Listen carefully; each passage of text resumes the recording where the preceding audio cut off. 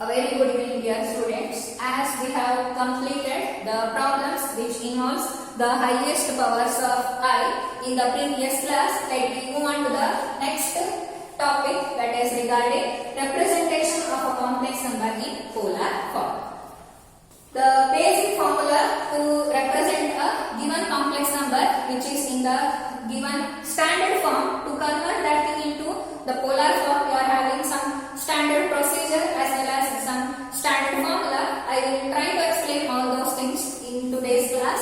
That is, if z is equal to x plus iy, this one is the representation of the given complex number in the standard form. Then z can be written as r into cos of alpha plus I into sin of alpha. This representation of the complex number is nothing but called as this one. This representation of the standard complex number x plus iy is called as polar representation. Here r is nothing but modulus of the given complex number, that is obtained by writing square root of x square plus y square. Calculate x square plus y square and take its square root, where x is nothing but the real part of the given complex number and y is the imaginary part of the given complex number. And here alpha is called as argument of z. There is some standard or the ready-made formula for calculating the argument depending upon the real and imaginary part of the given complex number lies in which part. Let me explain all those things here itself. The following table you should remember always for calculation of the argument of the given complex number. Now here I will consider sine of x comma y. Here I will write the quadrant in which the sine of x and y lies, and here I will write the argument of z, that is indicated as alpha. I hope you are following the things over here. Now let me consider both x and y are positive. This one is happening in the first quadrant, isn't it? In the first quadrant, if the real and imaginary part of the given complex number are falling, then the ready-made formula for calculating the argument of z, that is alpha, is nothing but given by tan inverse of modulus of x by y. This one is the ready-made formula which you are supposed to remember. Next one, I will consider the sign of x as negative and y as positive. This one is happening in the second quadrant, isn't it? For the values of x and y lies in the second quadrant, the argument of z is obtained by utilizing the ready-made formula y minus tan inverse of mod of x by y. And I will consider the sign of both x and y are as negative. That is happening in the third quadrant, isn't it? In the third quadrant, the argument of z is obtained by utilizing the formula tan inverse of mod of x by y minus 5. And I will consider the sign of x as positive and y as negative, that is happening in the one and only fourth quadrant, isn't it? In the fourth quadrant, the argument of z is calculated by utilizing the formula minus of tan inverse of mod of x by y. Your task is to remember all these basic concepts. Now, let me consider the Cartesian coordinate plane with the real part on the x-axis and imaginary part on the y-axis. This one is y dash, this one is x dash, this one is origin point with respect to the Cartesian coordinate plane. Let me indicate the complex number x comma y. I am taking here the value of x as positive, y is also positive. It falls in the first quadrant. Now let me jump the origin point with respect to the considered point over here. Now this distance is nothing but the distance of this particular point x comma y with respect to the origin point 0, 0. by utilizing the distance formula which I have learnt in 2D, that is nothing but square root of x square plus y square. That is nothing but which we have got as equal to our this modulus of the complex number, that is indicated as small r. And the angle made by this array of points with respect to the x-axis, positive direction of x-axis, which is measured in anti-clockwise direction, is nothing but called as argument of this complex number. I hope you are following the things. The polar representation of the given complex number in the Cartesian coordinate plane by utilizing or by taking the real part on the x-axis and imaginary part on the y-axis in collaboration with the polar representation of the complex number, this entire plane, complex plane, is called as Argand plane. This entire complex plane is called as Argand plane. To solve this representation of a complex number in the polar form, we should remember importantly how to calculate the modulus of the complex number as well as how to calculate the argument of the given complex number. Keep all these things in your mind. Let me try to solve some basic example problem which comes under this particular heading. I hope you have understood up to here.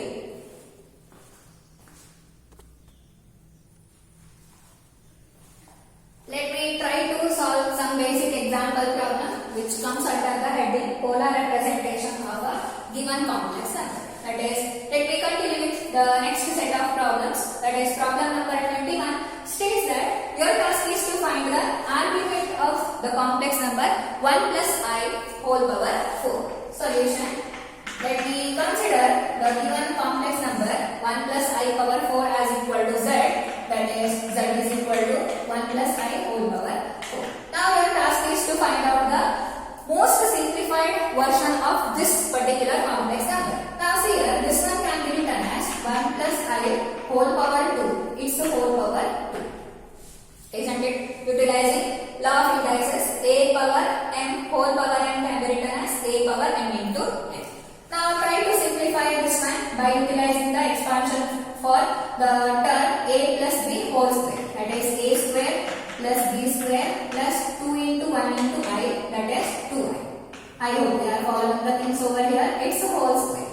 Now see here, we know that the value of I square value is equal to minus 1. This minus 1 will get cancelled with this one because we know that I square value is equal to minus 1. Therefore, we are just left with 2I whole square. Now try to simplify it further. We get 2 square, that is 4.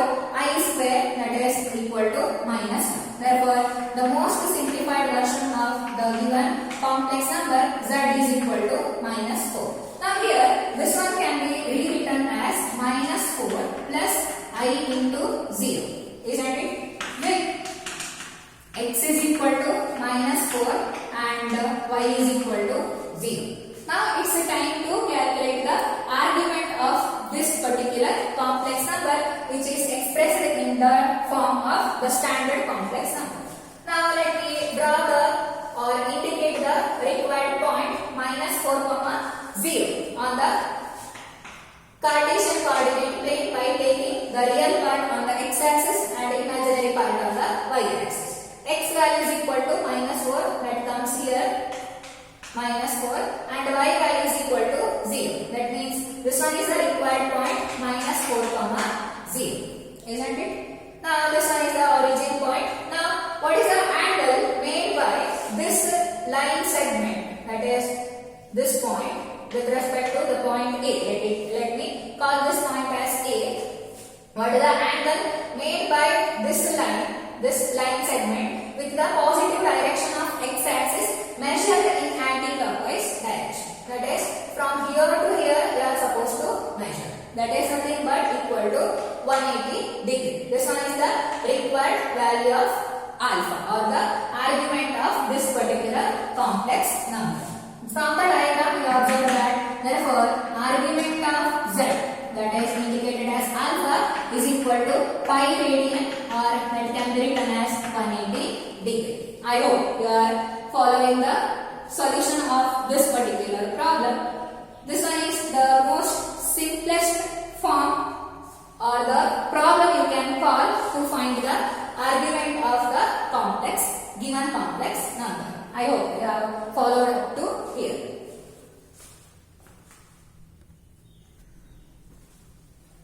Next problem saying that find the polar form of the given complex number I power 41 whole power 3.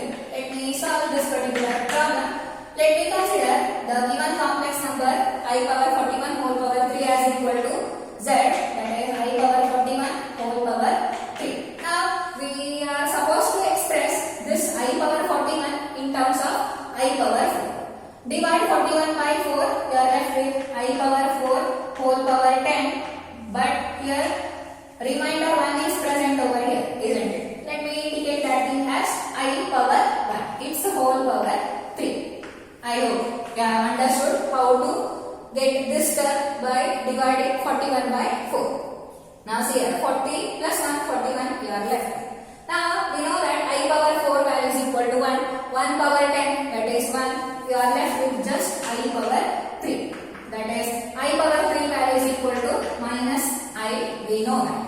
Therefore, the most simplified version of the given complex number I power 41 whole power 3 is equal to minus I. This one further can be written as 0 plus minus 1 into I.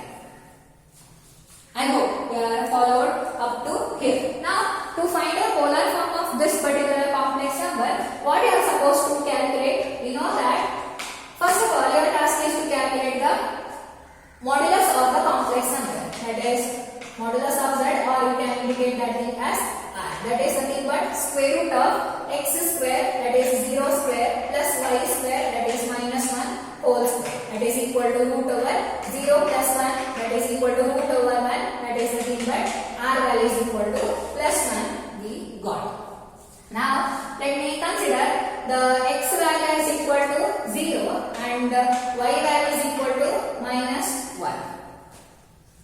Now the point, this one lies in which quadrant? Let me indicate that thing x, y, x dash, y dash in the Cartesian coordinate plane by taking x as the real part on the x axis and imaginary part on the y axis. Let me indicate the point x is equal to 0, that is somewhere here at the origin point, and y is equal to minus 1, that is somewhere here. This one is the required point 0, minus 1, which lies on the boundary of the fourth quadrant as well as the third quadrant, isn't it? Therefore, if you measure the angle which is made by this line segment with respect to the positive direction of x-axis in the clockwise direction, you are supposed to measure in this case. If you are dealing with the clockwise measurement of this particular line segment with the positive direction of x-axis, you are left with this point comes on the junction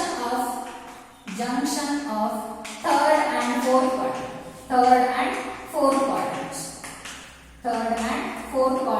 Therefore, the argument of the given complex number is obtained by measuring the angle which made by the line segment joined by getting the points 0, 0 and 0, 1 with the positive direction of x-axis measured in clockwise direction. The argument of z is nothing but equal to minus pi by 2. Therefore, this one is nothing but alpha. Therefore, the required polar form is given by z can be written as r into cos of alpha plus I into sin of alpha. This one further can be written as r value is equal to 1 cos alpha value is equal to minus pi by 2 plus I into sin of minus pi by 2. The most simplified form of the polar form of the given complex number is can be written in this form: 1 c from cos, I from the imaginary part, s from sin of minus pi by 2. This one is the required polar form of this particular complex number. I hope you have understood how to get the polar form of a given complex number from by converting the given complex number into its required standard form. I hope you have followed up to here.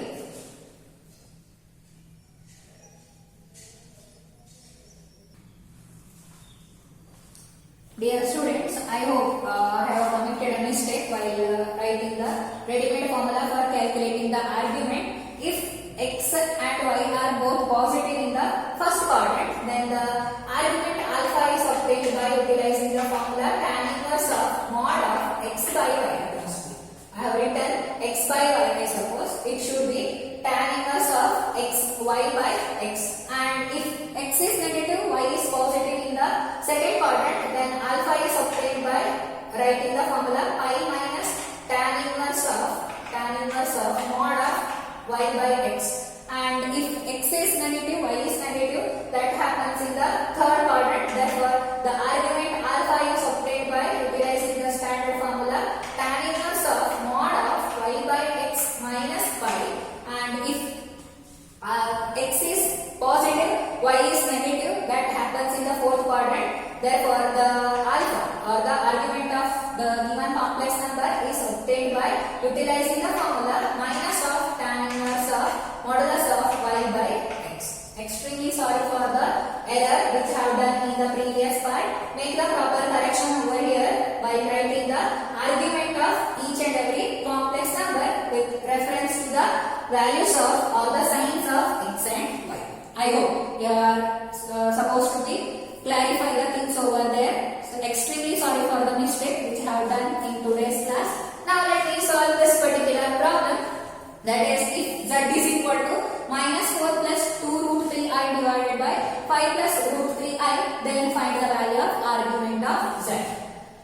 Let me consider z as equal to minus 4 plus 2 root 3i whole divided by 5 plus root 3i. Now your task is to find out the most simplified version of this particular complex number. For finding out that thing, what you are supposed to do, your task is to multiply and divide the both numerator and denominator of this complex number by the conjugate of this particular complex number. That is 5 minus root 3i divided by 5 minus root 3i. Now try to simplify it further. Term by term multiplication you are supposed to do over in the numerator. That is minus 20 plus 4 root 3i plus 10 root 3i minus 2 into 1, that is 2, root 3 into root 3, that is root 3 square, that is nothing but equal to 3, 3 into 2, that is 2, 6, in I into I, that is I square, whole divided by. Now here what you are left with, here you are having a plus b, a minus b, that is a square minus b square, isn't it? That is equal to, try to simplify it further once again. You are left with I square value is equal to minus 1. You are supposed to utilize. If you utilize that thing, you get minus 20 minus of minus 6, that is plus 6, isn't it? Minus 20 plus 6, that is minus 14. Now see here 10 plus 4 root 3. 10 root 3 plus 4 root 3, that is plus 14 root 3 I divided by. Here you are having 25 root 3 square, that is 3, I square value is equal to minus 1, minus 3 into this minus 1, that is plus 3, 25 plus 3, that is 20. Now divide term by term, we are left with minus 14 divided by 28, that is minus 1 by 2, plus 14 divided by 28, that is root 3 by 2i. This one is the most simplified version of this particular complex number. Now this one can be written in the standard form as x plus iy, where x is equal to minus 1 by 2 and y is equal to root 3 divided by 2. I hope you have understood up to here. Now your task is to find out the value of argument of z, isn't it? Argument of z. Now see here, x is negative, y is positive. That happens in the second quadrant, isn't it? In the second quadrant. In the second quadrant, the ready-made formula for calculating the what is that? The argument of z is nothing but pi minus tan inverse of mod of y by x. Let me calculate that part over here. Now let me rub this part and keeping the required part as it is, I will continue. Now see here, the argument of z is equal to, I have written over here, and after writing this one I am continuing with that. Therefore alpha is equal to pi minus tan inverse of mod of y by x. Substitute the required things, that is pi minus tan inverse of, here we are left with modulus of y is equal to root 3 by 2 whole divided by xy is equal to minus 1 by 2. It's the absolute value or the modulus. 2 will get cancelled. We are left with pi minus tan inverse of mod of minus root 3. That is pi minus tan inverse of mod of minus root 3 is nothing but tan inverse of root 3. We know that tan of, here we are left with pi minus tan inverse of root 3, that is nothing but equal to tan of pi by 3 or tan of 60 degree. Now see the tan inverse of tan, that is identity function. We will get to know all those things in upcoming classes. That is pi minus pi by 3. If you calculate this numerical value, we are left with 2 pi by 3. This one is the required argument of this particular complex number. We have made the proper correction in the first half of the notes of today's class. Let me ask, extremely sorry for the committed mistake in today's class. Make the proper correction and go through the solution of these kind of basic example problems. Next one, problem number 24. This one is the last problem for today's session.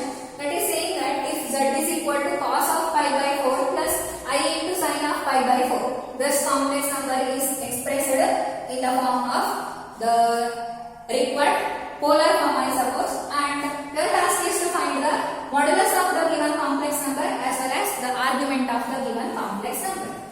Let z is equal to cos of pi by 4 plus I into sin of pi by 4. Let me write the standard values of cos of 45 degree, that is 1 divided by root 2 plus I into sin of 45, that is also equal to 1 divided by root 2. Now see here, this one is the real part of the given complex number and this one is the imaginary part of the given complex number, that can be expressed in the standard form as x plus iy, where x is equal to 1 by root 2 and y is equal to 1 divided by root 2. Both are positive, that happens in the first quadrant.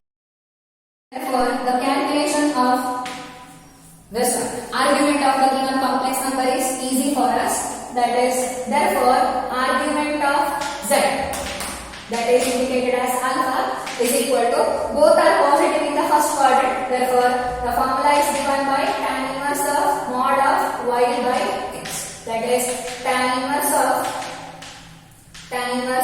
y value is equal to 1 by root 2 and x value is also equal to 1 divided by root 2. These two will get cancelled. We are left with tan inverse of mod of plus 1, that is nothing but tan inverse of 1. Tan inverse of tan inverse of 1 can be obtained by calculating tan of the function of the angle at 45 degree, that is equal to pi by 4. This one is the required argument of the given complex number, and let me continue with calculating the modulus of the complex number. Therefore, modulus of z, it is indicated as root over x square plus y square, that is equal to root over 1 divided by root 2 whole square plus 1 divided by root 2 whole square. We are left with root over 1 divided by 2 plus 1 divided by 2. Isn't it? That is root over, here 1 by 2, half plus half, that is equal to 1. Therefore, square root of 1 is equal to 1. Therefore, modulus of the given complex number is equal to 1 and the argument of the given complex number is equal to pi by 4. I hope you have followed the concept of representation of a given complex number in the polar form. Go through the basic example problems which I have solved in today's class. If you are feeling any sort of confusions, let me try to clarify the things. If you are asked with that, please clarify your doubts in time. Thank you. Have a great day.